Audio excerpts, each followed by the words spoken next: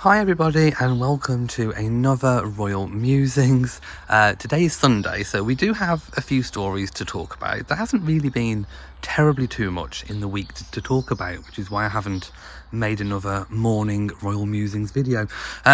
So we are going to talk about Prince Andrew and Royal Lodge. We're also going to be talking about Sarah Ferguson and her £4 million townhouse and something that the press found out about it, plus a few other things. So settle down and enjoy the garden because the birds are out, they are chirping, we have cats running around, and I do have my phone stabiliser on today, so we shouldn't get lots of jiggly movements. Anyway, because someone did say that it made them feel a little bit sick, so I do apologise. Anyway, let's talk about Sarah Ferguson's £4.25 million London townhouse.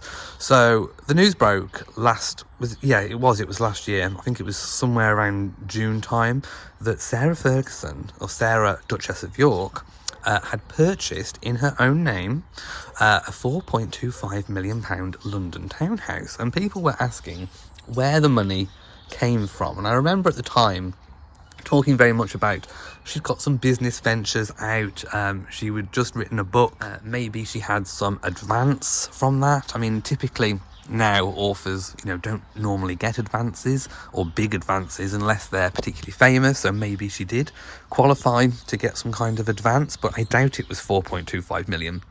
So people were speculating, especially with, Prince Andrew's financial situation, the fact that they were going through the sale of their Swiss chalet, where did that money come from?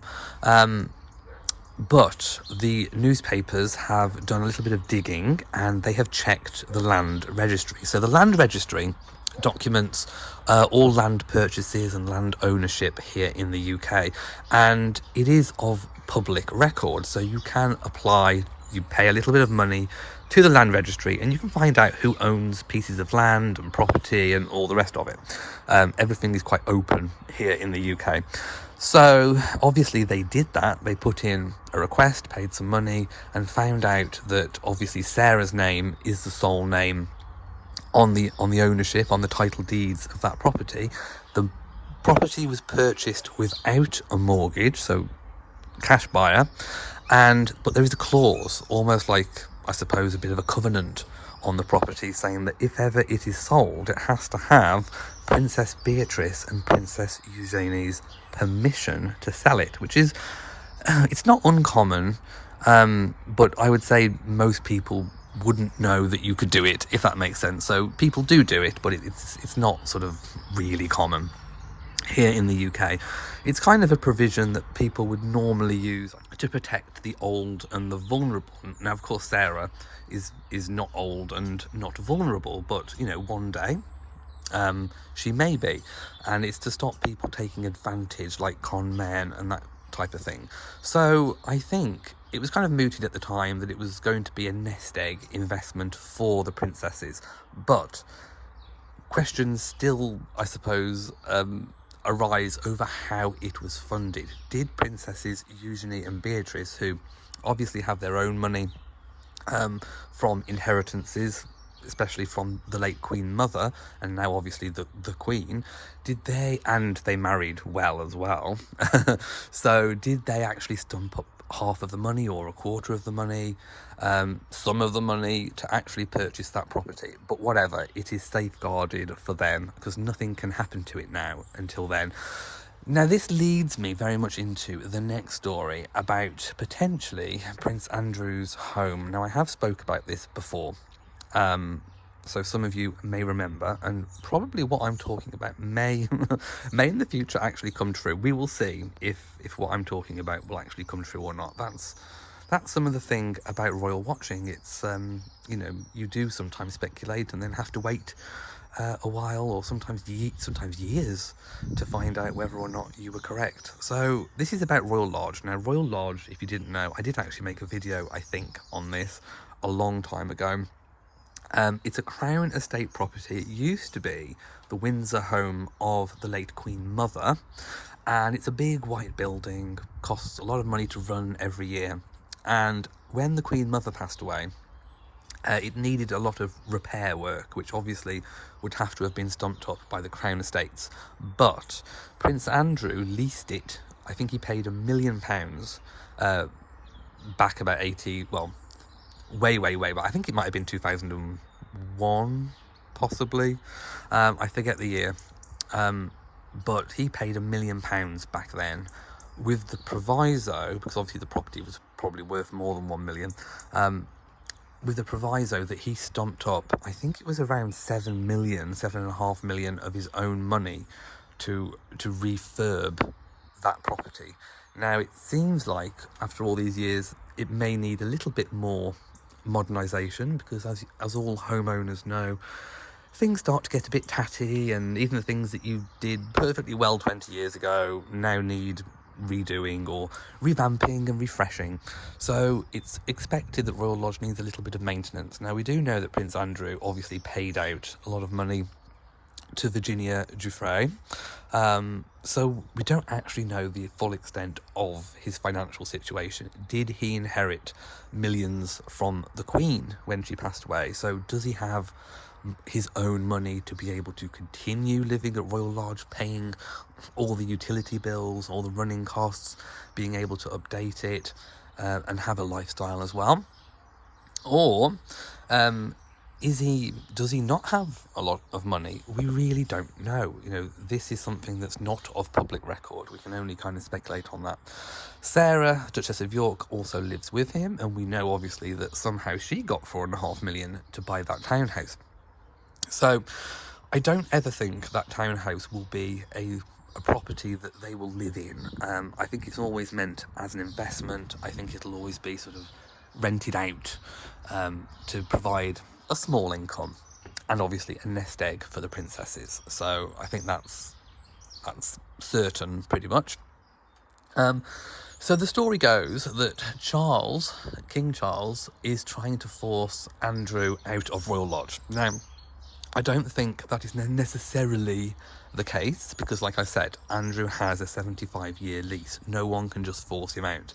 And he did pay, like I said, £7.5 million to have it renovated. So he has a substantial investment and stake in Royal Lodge. I'm not entirely sure what the plan was for after his eventual passing. Was the lease going to be passed down to Beatrice and Eugenie to kind of use as one big giant family home? Who knows? But presently, they can't just kick Andrew out of Royal Lodge. For him, if he was to leave voluntarily, I think they would have to reimburse some of that £7.5 million on a sliding scale. I think that was part of the agreement, actually, part of that lease. So he would actually get some money back. Now, I don't know how much that would work out at, but I would suggest it would be perhaps a few million, perhaps upwards of 2 million, maybe more, to be quite honest. So the question would arise, where would he go? Oh, back to the Charles forcing him out. So people are speculating that he's actually slashed the money that the late Queen used to give him to maintain Royal Lodge, which was estimated at about £243,000 a year or something of that nature. So at least 250,000 of the Queen's own personal income from the Duchy of Lancaster went to Andrew to maintain Royal Lodge. It's reported that Charles and William want to slash that. We don't know what to. It could be halved, it could be a quarter. So Andrew will still receive some money from Charles, but not perhaps enough to cover the running costs of Royal Lodge. So people are saying that this is a backhanded way of pushing Andrew out. So where would Andrew go? He gets all the benefits of living at Royal Lodge, which are not just from the property, but from the land as well. I think it's something like 90-something acres of land that is in the Royal Windsor Park, which is protected. Obviously, there is police presence. Even though he doesn't have his own royal protection anymore, Charles is apparently stumping up £3 million a year to pay for that now. So yeah, he's very well protected at Royal Lodge. So where else could he go? There are many other royal properties available. One that I've mentioned before is Wood Farm. Now, Wood Farm is on the Sandringham estate, so belongs to the Crown. Personally, it's Charles's personal property, and Wood Farm is where the Duke of Edinburgh basically retired to. The Queen also stayed there. It did have refurbishments after the Duke's retirement. I think it had a new roof, and some ecological things were put in, like heat pumps and all the rest of it. And it is where Sarah, Andrew, and I think the girls and their partners stayed at during the Christmas festivities this year. So it's a house that's kind of becoming synonymous with the Yorks. It's much smaller, much more affordable to maintain, and it does still have all that royal protection being on royal land. So I think Wood Farm would be a perfect solution to where Prince Andrew could actually effectively retire to. But also there's been talk about what Andrew could do to make money. Obviously now that he is not tied to any royal duty, he's not tied to any official royal money for his offices or anything of that nature, could he actually do something very similar to Meghan and Harry? Could he do a book? Could he do business deals? He could. I don't know who necessarily would want to work with him, but he certainly does have a story to tell. Now, I don't think it's right for any royal to necessarily do the kind of tell-all book that Harry did. I don't think it's right to talk about other members of the royal family. I think it's okay to talk about your life, your experiences, and keep it very personal to you and your experiences, but to then talk about other people when they don't really have a vehicle of coming back, I think that is where I sort of draw the line, and that's where I think that Harry has fallen a bit foul. Of course, South Park have taken a real hit at Harry and Meghan. I haven't actually watched that episode yet, but I am going to, so I will tell you all about what I think. I've seen clips, but I will tell you all what I think about that once I've watched it. So yeah, Andrew. Oh, going back to like all the books and interviews and things, I know a lot of people are saying, well, Diana and Charles did interviews and did books back in the 90s, and my response to that would be that I think that was wrong as well. I don't think that what Harry's parents did back in the 90s can justify your own behaviour today. It was wrong back in the 90s, and it's still wrong today. I don't think Charles should have done his book and interview. I don't think Diana should have done the Bashir interview and her Andrew Morton book. I think Charles would definitely say that it was a regret, and something that shouldn't have been aired in public. And I think, if he could take it back, I think he absolutely would. Obviously, we don't know about Diana. She's not here. But I think Charles would definitely see it as a mistake. And, Harry's spoken about trying to break the generational pain. I think with that book and the Oprah interview, I think he's just going down exactly the same line in a different kind of format, in a different package, I should say. But I think essentially he's making exactly the same mistakes. So yeah, that's sort of from that perspective. So would Andrew do a book? I definitely don't think he'd do another TV interview, not after that disastrous one with Emily Maitlis. But he could potentially write a book about his own personal experiences, which, could make him some money. He could certainly do the kind of speaking route, where you get paid lots of money to speak after dinners and these big functions.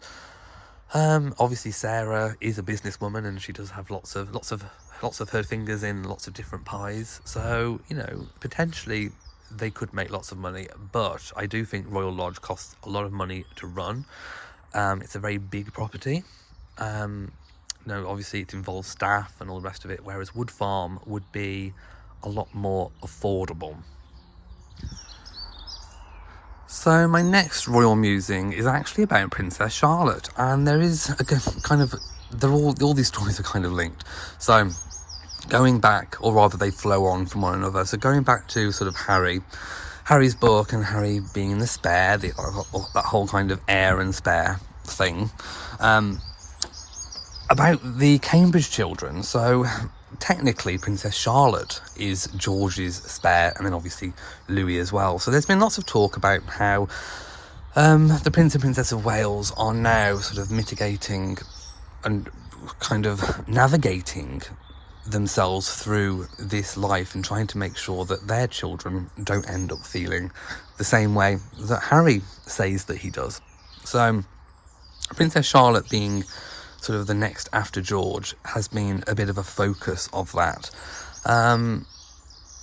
And people are now saying in the press that Charles and William and Catherine, of course, are sort of bringing Princess Charlotte up. And I think this probably extends to Louis as well, with the mindset that they can have a proper normal job.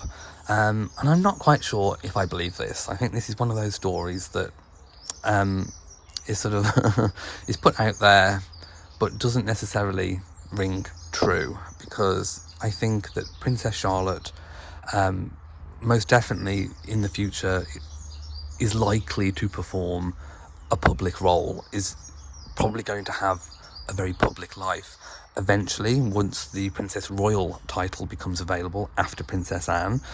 It's been mooted that Princess Charlotte, or expected that she will take on the Princess Royal title, and until then she would obviously work doing full-time royal engagements. But I think having that expectation being brought up that she can have a job, do whatever, until she begins her royal duty. I think eventually she'll be called upon those royal duties, but until then, like we know, William and Harry both had stints in the armed forces, learned all about the armed forces, and obviously William had, years as an air ambulance rescue pilot before taking up full-time royal duties. Now, it's not expected that Princess Charlotte will do anything sort of army-based or sort of forces-based, but she could technically have a job or some kind of a career up until the point when she's needed for royal duties. Or she could be like Princess Anne. I mean, Princess Anne, as soon as she left school,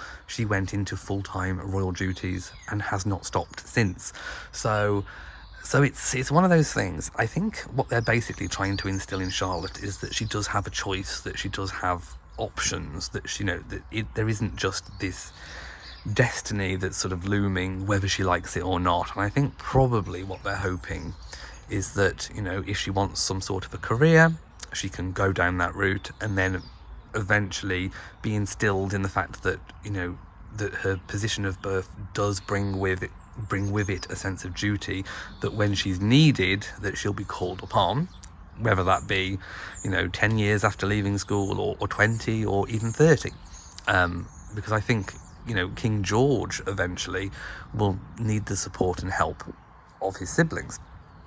So I think it's basically just to stop the royal children thinking that there is just this big looming thing that's sort of destiny that is awaiting them. So I do think that Charlotte and Louis will have a role in public life. The further you go down the line of succession, I suppose it's not as vital for you to be involved. But if we look at the Queen's children, obviously now King Charles, the Princess Royal, Princess Anne, Prince Edward and Prince Andrew, up until Andrew's scandal, they were all involved, and they are still, involved very heavily in supporting the crown. And I think Charles is definitely relying now on Edward and Sophie, and of course Princess Anne, to really help and assist and be core key members of the working royal family.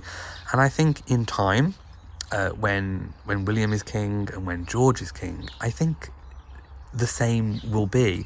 There's only so far that you can slim down the monarchy, and I think Charles and William want to be very mindful of costs. They want the royal family to really be good value for the British taxpayer, and I think they are. I don't think there's really any issue with that. I think the taxpayer does get very good value the way that we are. But eventually, you know, a lot of the late Queen's cousins will not be working royals. So naturally, through natural wastage, if you like, the royal family will be slimmed down. We also don't have, obviously, Harry and Meghan. Prince Andrew is off the scene. So very much, the monarchy is very much going to be smaller, is smaller than what it was. So I don't think you can really slim it down much more. And I think that people in this country, for example, as opposed to other European monarchies where other grandchildren of monarchs have actually been stripped of their HRHs and Prince and Princess styles and titles, I don't think there's an appetite necessarily for that here in the UK at the moment, at present. Not to say that that might not change in the future, but I think at the moment people are quite happy with the Cambridge children taking part fully in royal life. But I think for the Cambridge children's, or rather the Wales children now, I need to get used to saying that, the Wales children own sort of, I suppose, mental health. I think having an expectation that when you leave school that you can actually, you have a choice, at least for a certain period of time, that you have a choice in what you do, you know, and I don't know what their aspirations are.